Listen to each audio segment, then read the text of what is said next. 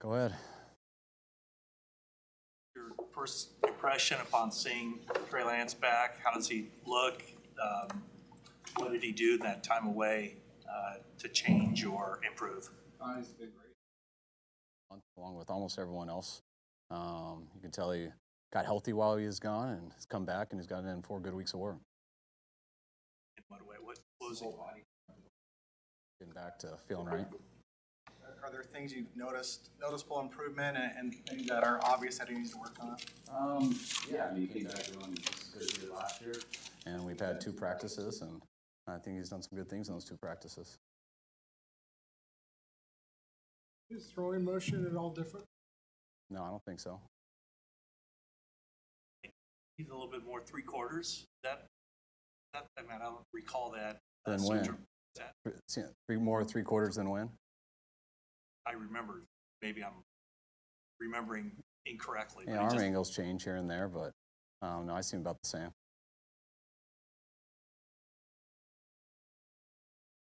Do you have a list of injuries? Nope. This time of the year. No, I answer questions. Yeah. I know that's your favorite thing to talk about injuries in, what is it, May? And I got a whole list right here just in case you ask. But I don't have to really talk about all of them. But you only get one question. Which one is it? Who is Demetrius playing to get fouls? Azeez Al-Shaair, are they injured? Yeah, Azeez had shoulder surgery at the end of the year and knee surgery. He'll be preparing for training camp. And Demetrius just has some knee tendonitis, so we'll see how that goes throughout OTAs. I talked to him here and there. I got a good idea. I mean, I've been in touch with him throughout the offseason, through his wedding, through his honeymoon. He's in some other country right now. But I got a pretty good idea what he's doing. Same as last time. I'm going to leave that up to Alex, but got a pretty good idea. I think you guys do too.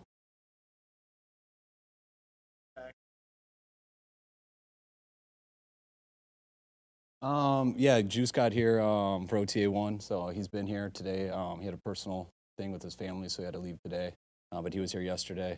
Trent, I expect to be here towards the end. We'll see. I know he'll at least be here from what he says when it's mandatory, and same with Bosa, and I'm expecting Debo also. I remember from last time, I'm going to stop telling you guys when I talk to guys and not talk to guys because I don't want to make that news and have to keep up with that. But I talk to all our players. Back normal. Yeah, of course I do. And I felt that last time I talked to you guys at draft time, and I feel it's the same, if not stronger.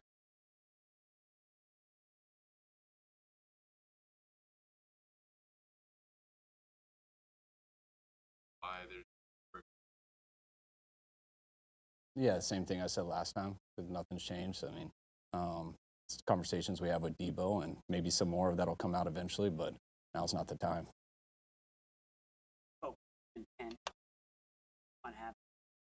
He's time last season. Do you see similar things with Brandon?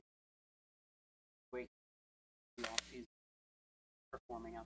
Yeah, I think each year guys have, you learn stuff from it, and you learn how hard this league is, and guys usually go 1 or 2 ways each year. They realize, man, I got to put more work in and prepare for that long haul, or man, that was exhausting, and I'm going to avoid that as long as I can until I have to come back again. And usually the ones who get better and better are the ones who figure out what they got to do during the season, and the offseason, preparing for that. And I think Brandon's done that each year. Debo's been awesome with that stuff each year, and that's why usually veterans understand how to make it in this league a little bit better.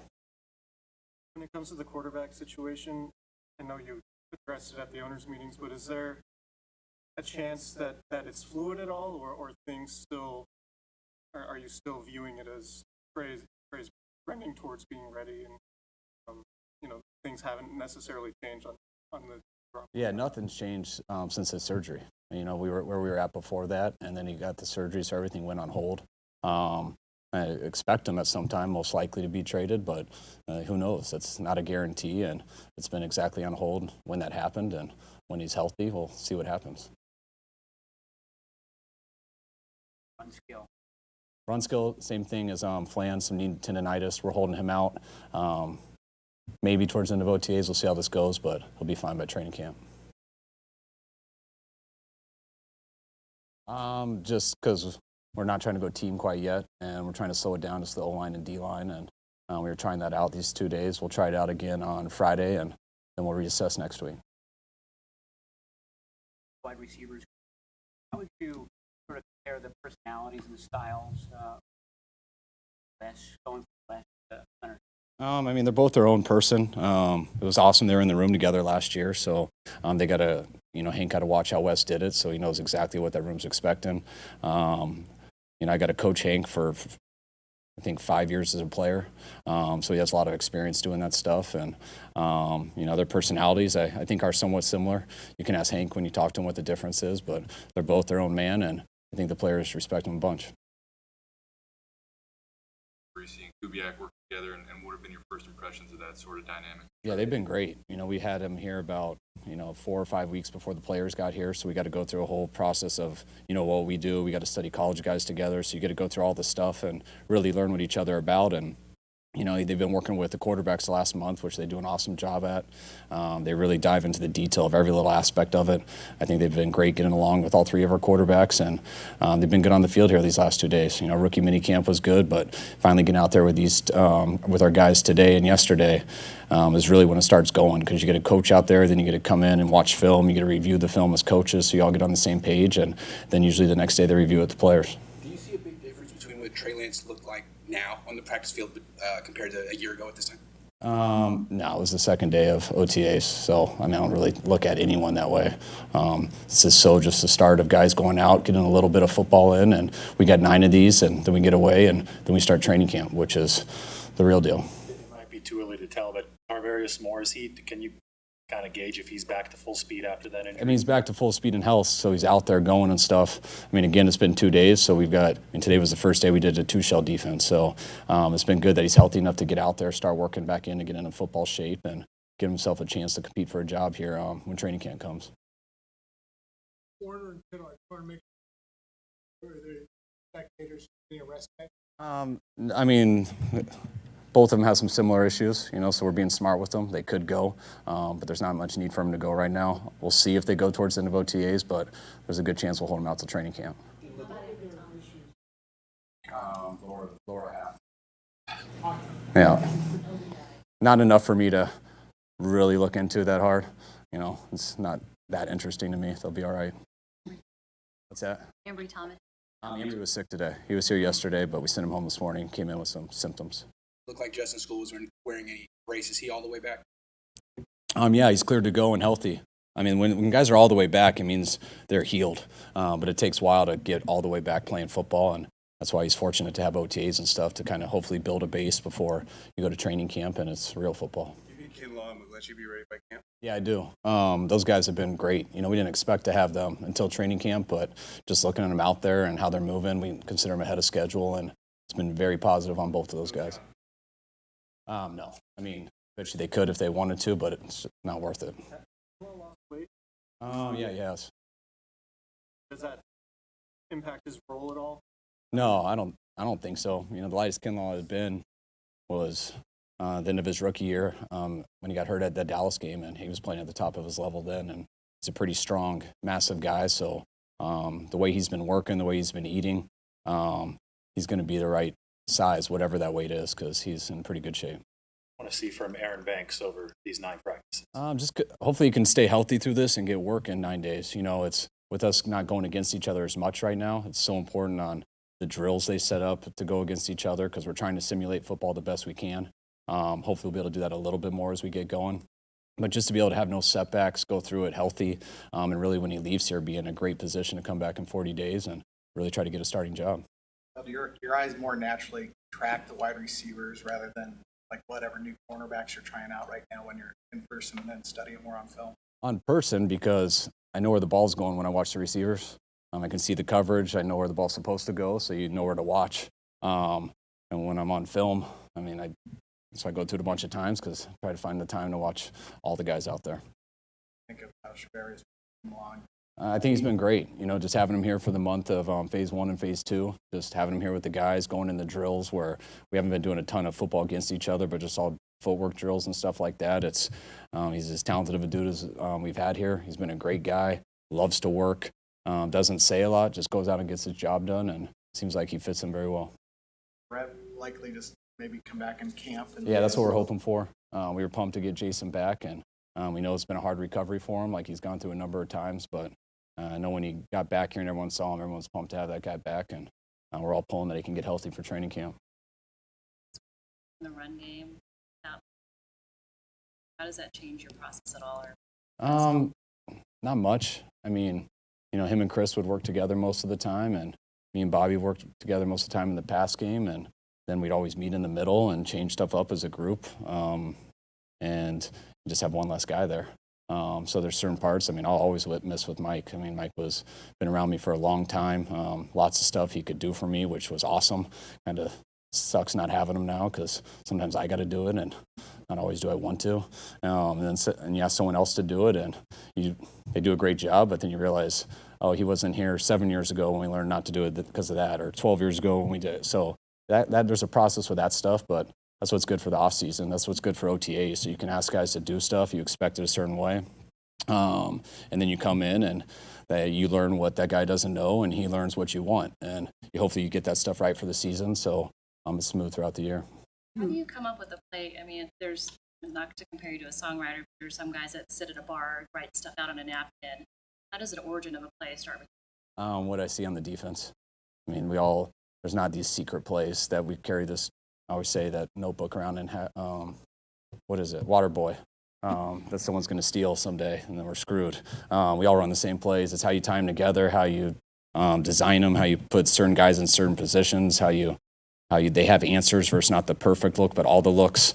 And that's really what it comes down to: timing and preparation, and understanding what works against defenses, and understanding what works against defenses and what your players can do versus those defenses. How much of your time up to this point has been just doing that, looking at teams maybe you didn't play last year but will be playing this year, or just looking around the league at defensive trends and what works and what doesn't, and where you think the next evolution will be? I mean, that's what I do more when I'm bored and just have my own time. I like to just turn on teams and watch stuff, whatever it is. But usually this times, I mean, if there's a month dedicated to getting ready for the draft, when it's not that, it's usually coaching coaches. Whether you have a new staff or not, it's watching film with them, saying it how you want, hearing how they see it, telling them how you see it, just trying to get everyone's on the same page. And everyone wants to be on the same page, but there's also things that you want done that they haven't done. So you try to train them in that area, and then it gets better through the experience of it. And then you try to hear aspects from them that they've done it differently that you don't know, which sometimes will have me change something up. But at this time of year, before the players come in, we're mainly coaching coaches. When you brought Denard in, this was late last year, I'm sure it was like you needed somebody and he was available. Has he shown you more than you expected, either from last year or this offseason? Yeah, he showed me more last year than I expected. Anytime you bring someone in that late, there's not a ton of choices that time, and to have someone like him who has had the career he's had and done some things like he has, I knew the name, but for him to come in and throw him at that nickel position, which that was a little new to him, we could just tell. We had a number of guys get sick, when it was K1 with COVID, our whole secondary with COVID for the Rams game. Just watching him take those reps all week. We were ready to go with him if those guys didn't come back. I think it ended up being Dante who came back the day before. But we were excited last year, and to have him here throughout the whole offseason, not just the end of last year, being able to work with him in phase 1 and phase 2, and the 2 practices today, he shows he's got a chance. What are your initial impressions of Ross Dwelly? Saw him make good catches with Trey Lance. Ross is Ross. He's going to catch everything. He's got as good a hands on our team. He's always in shape. He's always improving to get better. He usually puts on some size at this time, going to Kittle land where they just lift weights and get bigger, I guess. And then they come back here and we get him running and get him more into football. And Ross is always ready to go. Well, Coach, coaches talk a lot about creating schemes that fit their players' skill sets, obviously. And I'm curious what your process is like with Trey, given there's been such a limited sample size, and how you sort of go about creating an offense for a guy that hasn't played. Yeah, there's certain principles to what do you think a quarterback has to do, and for everybody. I mean, you'd love them to be able to do the drop back game, the play action game. You'd love them to move them out on bootlegs. You'd love to have big throws, short throws, screens, everything. And there's a time in every game that you usually need one of those. So you try them in everything. And almost every quarterback at this level is capable of doing everything. But you find how consistent they are. And there's going to be certain areas that are his strengths and certain areas that are weaknesses, just like every other quarterback I've coached. And you put them through all that. And you don't try to hide it. You try to understand it. There's usually nothing that you can't do, but you find out what's hard on a person. So you do that if you absolutely have to. And you always try to find avenues to where you put them in an advantageous situation where they're confident because they know this is automatic. They can do that. And eventually people take that away, and you got to go to the next thing. And you got to get good at that so you can bring the other thing back. And I think that's kind of the story at every position. All right, guys. Thanks.